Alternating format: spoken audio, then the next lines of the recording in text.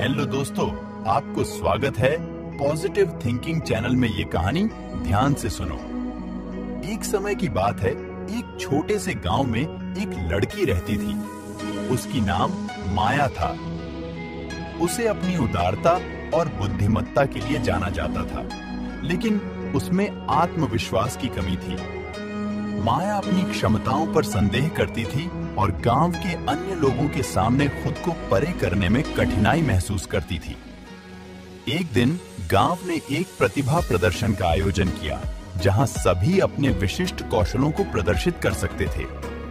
अपनी हिचकिचाहट के बावजूद माया ने भाग लेने का निर्णय किया।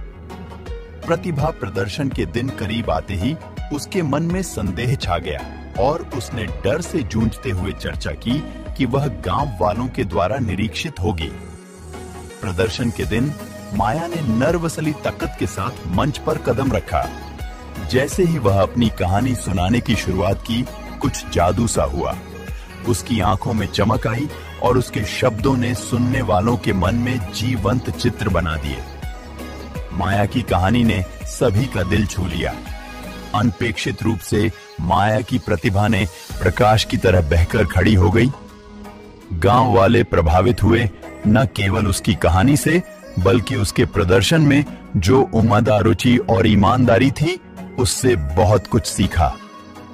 तालियों की आवाज से गुनगुनाई गई हवा ने माया को एक नई आत्मविश्वास की ऊंचाई दिखाई।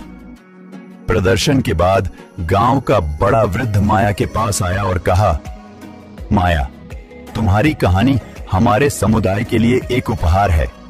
तुम्हारी विशेष आवाज और दृष्टिकोण से हमें प्रेरित होने की शक्ति है।